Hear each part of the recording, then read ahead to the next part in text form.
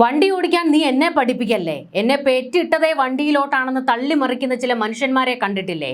കാര്യമാക്കാൻ നിൽക്കണ്ട. നമ്മൾ ഒന്നും പൂർണ്ണമായി പഠിക്കുന്നില്ല, വളരെ പതിയെ മനസ്സിലാക്കി വരുന്നതേ ഉള്ളൂ. അഭ്യാസം റോഡിൽ കാണിക്കാൻ നിന്നാൽ പണി പാളും. അതുകൊണ്ട് ചില മുന്നറിയിപ്പുകൾ അവഗണിക്കാൻ നിൽക്കരുത്. കാര്യങ്ങൾ കൃത്യമായി മനസ്സിലാക്കി അതിനനുസരിച്ച് പ്രവർത്തിക്കുക. എന്താണ് പറഞ്ഞു വരുന്നതെന്നല്ലേ? വരും മാസങ്ങളിൽ കേരളത്തിലെ റോഡുകളിൽ അനുഭവപ്പെടാൻ പോകുന്ന പ്രതിഭാസത്തെക്കുറിച്ചാണ് പറയുന്നത്. റോഡുകളിൽ വലിയ അപകടമാണ് പതിയിരിക്കുന്നത്. എല്ലാവരും ജാഗ്രത പാലിക്കണമെന്ന് പോലീസിന്റെയും മോട്ടോർ വാഹന വകുപ്പിന്റെയും മുന്നറിയിപ്പ്. വളവും തിരിവുമില്ലാതെ ഏറെ ദൂരം നീണ്ടു നിവർന്നു നിൽക്കുന്ന ദേശീയപാതയ്ക്ക് വേഗം കൂട്ടി സഞ്ചരിക്കുന്നവരോട് മൺസൂൺ തുടങ്ങിയ ശേഷം മാത്രം ഒട്ടേറെ ജീവനുകളാണ് ദേശീയപാതയിൽ പൊലിഞ്ഞത്. നിരവധി പേർക്ക് പരിക്കേൽക്കുകയും ചെയ്തു. മഴ സമയത്തെ വാഹനങ്ങളുടെ അമിത വേഗതയിൽ റോഡിൽ രൂപപ്പെടുന്ന അക്വാ പ്ലാനിംഗ് പ്രതിഭാസം അപകടങ്ങൾക്ക് വഴിവെക്കുന്നുവെന്ന് പോലീസിന്റെയും മോട്ടോർ വാഹന വകുപ്പിന്റെയും മുന്നറിയിപ്പ്. 6 വരിയായി വികസിപ്പിച്ച ദേശീയപാത 66-ൽ പലയിടങ്ങളിലും മഴയ്ക്ക് പിന്നാലെ റോഡിൽ വെള്ളം കെട്ടി നിൽക്കുന്ന സ്ഥിതിയുണ്ട്. ഇത് അപകടത്തിന്റെ ആക്കം കൂട്ടുന്നു. 6 വരിയല്ലേ, ചീറിപ്പായാമെന്ന് കരുതല്ലേ. ഏറെ സുരക്ഷിതമായി വാഹനം ഓടിക്കുക. ദേശീയപാതയിൽ മാത്രമല്ല, മറ്റു പല റോഡുകളിലും സമാനമായ രീതിയിൽ അപകടങ്ങൾ തുടർക്കഥയാകുന്നു. മഴക്കാലത്ത് ഏറെ സുരക്ഷിതമായി വാഹനം ഓടിക്കുക. അക്വാ പ്ലാനിംഗ് നിസ്സാരമല്ല, സൂക്ഷിക്കുക. മഴക്കാലത്ത് റോഡുകളിൽ സംഭവിക്കാൻ ഏറെ സാധ്യതയുള്ള അപകടകരമായ പ്രതിഭാസമാണ് അക്വാ പ്ലാനിംഗ്.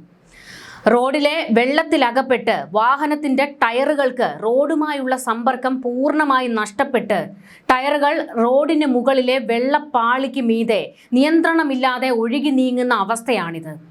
റോഡിൽ കൂടുതൽ വെള്ളം ഉണ്ടാകുമ്പോഴോ വാഹനം അമിത വേഗതയിലാകുമ്പോഴോ ടയറുകൾക്ക് ഈ വെള്ളം മുഴുവനായി മാറ്റി മുന്നോട്ട് പോകാൻ കഴിയാതെ വരും. ഇതോടെ ടയറിനും റോഡിനും ഇടയിൽ വെള്ളത്തിന്റെ പാളി രൂപപ്പെടുകയും വാഹനം റോഡിൽ തൊടാതെ ഈ വെള്ളത്തിന് മുകളിലൂടെ വഴുതി മാറുകയും ചെയ്യും.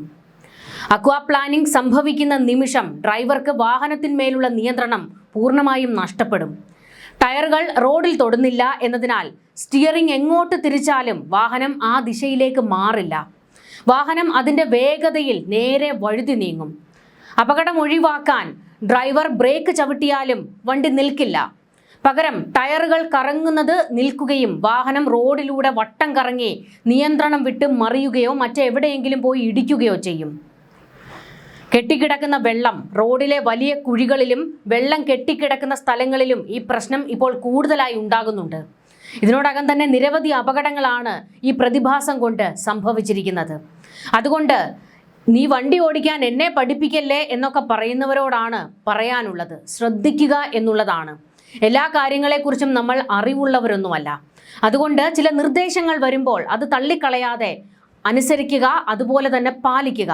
കാരണം അറിവുള്ളവരാണല്ലോ ഈ നിർദ്ദേശങ്ങൾ നൽകുന്നത്. ഇപ്പോൾ പോലീസും മോട്ടോർ വാഹന വകുപ്പുമാണ് ഈ നിർദ്ദേശം മുന്നോട്ട് വെച്ചിരിക്കുന്നത്. ശ്രദ്ധിച്ചാൽ നമുക്ക് അപകടം ഒഴിവാക്കാം. മഴയുള്ളപ്പോഴും റോഡിൽ വെള്ളക്കെട്ടുള്ളപ്പോഴും വാഹനത്തിന്റെ വേഗത മണിക്കൂറിൽ 50-60-ൽ താഴെയായി കുറയ്ക്കുക. വേഗത കൂടുന്തോറും അക്വാ പ്ലാനിംഗ് സാധ്യത കൂടും. ടയറുകളുടെ അവസ്ഥ പരിശോധിക്കണം. വരകൾ തേഞ്ഞുപോയ ടയറുകൾ വളരെ പെട്ടെന്ന് അക്വാ പ്ലാനിങ്ങിന് ഇരയാകും. അത്തരം ടയറുകൾ ഒഴിവാക്കണം. ടയറിൽ കൃത്യമായ എയർ പ്രഷർ ഉറപ്പാക്കണം. വെള്ളക്കെട്ടുകൾ പരമാവധി ഒഴിവാക്കുക. റോഡിന്റെ വശങ്ങളിൽ കെട്ടിക്കിടക്കുന്ന വെള്ളത്തിലൂടെ വാഹനം വേഗത്തിൽ ഓടിക്കരുത്. പതുക്കെ ബ്രേക്ക് ചെയ്യുക. പെട്ടെന്ന് ബ്രേക്ക് ചെയ്യുകയോ സ്റ്റിയറിംഗ് വെട്ടിക്കുകയോ ചെയ്യരുത്. ആക്സിലറേറ്റർ പതിയെ വിടുക. ആക്സിലറേറ്റർ പൂർണ്ണമായി വിട്ട് വാഹനം സ്വയം വേഗത കുറയാൻ അനുവദിക്കുക. ക്ലച്ച് പിടിക്കുക. മാനുവൽ ട്രാൻസ്മിഷൻ വാഹനമാണെങ്കിൽ ക്ലച്ച് അമർത്തി പിടിക്കുക. മഴക്കാലത്ത് വാഹനം ഓടിക്കുന്നത് വലിയ വെല്ലുവിളിയാണ്. റോഡിലെ മാറ്റങ്ങൾ തിരിച്ചറിഞ്ഞ് ഡ്രൈവിംഗ് ശൈലിയിൽ മാറ്റം വരുത്തിയാൽ മാത്രമേ സുരക്ഷിതമായ യാത്ര ഉറപ്പാക്കാൻ സാധിക്കൂ.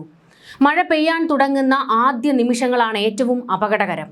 റോഡിലെ പൊടിയും ഓയിൽ അവശിഷ്ടങ്ങളും വെള്ളവുമായി കലർന്ന് ഒരു സ്ലിപ്പറി ഫിലിം രൂപപ്പെടുന്നു. ഇത് ടയറുകൾക്ക് റോഡുമായുള്ള ട്രാക്ഷൻ ഗണ്യമായി കുറയ്ക്കുന്നു. വേഗത കൂടുമ്പോൾ വാഹനം നിയന്ത്രണം വിടാൻ ഇത് കാരണമാകും. അതുകൊണ്ട് തന്നെ പരമാവധി നമ്മൾ സൂക്ഷിച്ച് വണ്ടി ഓടിക്കുക എന്നുള്ളതാണ്. നമ്മുടെ കയ്യിൽ അതിൻ്റെ ഒരു കൺട്രോൾ എപ്പോഴും ഉണ്ടാകണം. പിടിച്ചെടുത്ത് വാഹനം നിൽക്കും എന്ന് നമുക്കൊരു ഉറപ്പുണ്ടാകണം. അതിന് നമ്മൾ വാഹനം ഓടിക്കാനല്ല, കൈകാര്യം ചെയ്യാനാണ് പഠിക്കേണ്ടത്. വാഹനം ഓടിക്കാൻ എല്ലാവർക്കും അറിയാം, പക്ഷേ അത് കൈകാര്യം ചെയ്യാനാണ് പാട്. അപകട സാഹചര്യങ്ങൾ ഉണ്ടാകുമ്പോൾ നമ്മൾ അതിനെ എങ്ങനെ കൈകാര്യം ചെയ്യുന്നു എന്നുള്ളതാണ് ഏറ്റവും പ്രധാനപ്പെട്ടത്. അതുകൊണ്ട് തന്നെ വാഹനം കൃത്യമായി കൈകാര്യം ചെയ്യാൻ പഠിക്കുക. ടയറുകളുടെ പങ്ക് വളരെ വലുതാണ്. മഴക്കാലത്തിന് മുന്നോടിയായി ടയറുകളുടെ ട്രെഡ് വെയർ ഇൻഡിക്കേറ്റർ പരിശോധിക്കേണ്ടത് അത്യാവശ്യമാണ്. ടയറിലെ ചാലുകൾക്ക് കുറഞ്ഞത് 2 mm എങ്കിലും ആഴമുണ്ടെന്ന് ഉറപ്പുവരുത്തുക. കൃത്യമായ ടയർ പ്രഷർ നിലനിർത്തുന്നത് വെള്ളത്തിലൂടെയുള്ള യാത്രയിൽ മികച്ച ഗ്രിപ്പ് ലഭിക്കാൻ സഹായിക്കുമെന്ന് ഓർക്കുക. കാഴ്ച മറയ്ക്കുന്ന മഴയിൽ വൈപ്പർ ബ്ലേഡ്സ് കൃത്യമായി പ്രവർത്തിക്കുന്നുണ്ടെന്ന് ഉറപ്പാക്കണം. വിൻഷീൽഡിൽ വെള്ളം തങ്ങി നിൽക്കുന്നത് ഡ്രൈവറുടെ ശ്രദ്ധ തിരിക്കാൻ കാരണമാകും. ഗ്ലാസിലെ മൂടൽമഞ്ഞ് നീക്കം ചെയ്യുന്നത് സുരക്ഷിതമായ ഹാൻഡിലിങ്ങിന് സഹായിക്കുന്ന പ്രധാന ഘടകമാണ്. സസ്പെൻഷനും സ്റ്റിയറിംഗ് ഫീഡ്ബാക്കും. നനഞ്ഞ റോഡിലൂടെയുള്ള യാത്രയിൽ സ്റ്റിയറിംഗ് വളരെ ഭാരം കുറഞ്ഞതായി അനുഭവപ്പെടാം. ഇത് ടയറുകൾക്ക് റോഡുമായുള്ള ബന്ധം കുറയുന്നതിൻ്റെ ലക്ഷണമാണ്. ഇത്തരം സാഹചര്യങ്ങളിൽ സഡൻ സ്റ്റിയറിംഗ് ഇൻപുട്സ് ഒഴിവാക്കി വാഹനം സാവധാനം നിയന്ത്രിക്കാൻ ശ്രമിക്കണം. സസ്പെൻഷൻ കൃത്യമായി പരിപാലിക്കുന്നത് വാഹനത്തിന്റെ ബാലൻസ് നിലനിർത്താൻ സഹായിക്കും. മഴക്കാലത്ത് ക്രൂയിസ് കൺട്രോൾ ഉപയോഗിക്കുന്നത് ഒഴിവാക്കുന്നതാണ് ഉചിതം. റോഡിലെ വെള്ളക്കെട്ടുകൾ തിരിച്ചറിയാൻ ഇത് തടസ്സമായേക്കാം. എപ്പോഴും ലോ ബീം ഹെഡ്ലൈറ്റ്സ് ഉപയോഗിക്കുന്നത് മറ്റു വാഹനങ്ങൾക്ക് നിങ്ങളുടെ സാന്നിധ്യം മനസ്സിലാക്കാൻ സഹായിക്കും. വേഗത കുറച്ച് ഡ്രൈവ് ചെയ്യുന്നത് തന്നെയാണ് ഏറ്റവും വലിയ സുരക്ഷാ മുൻകരുതൽ. മഴക്കാലത്തെ ഡ്രൈവിംഗിൽ സ്മൂത്ത് ആക്സിലറേഷൻ നൽകാൻ ശ്രദ്ധിക്കുക. പെട്ടെന്ന് വേഗത കൂട്ടുന്നതും കുറയ്ക്കുന്നതും ടയറുകൾ തെന്നിമാറാൻ കാരണമാകും. വളവുകളിൽ വേഗത പരമാവധി കുറയ്ക്കുന്നത് വാഹനത്തിന്റെ സ്റ്റെബിലിറ്റി നിലനിർത്താൻ സഹായിക്കും. കൃത്യമായ ഇടവേളകളിൽ സർവീസ് ചെയ്യുന്നത് വാഹനത്തിന്റെ ആയുസ്സും വർദ്ധിപ്പിക്കും.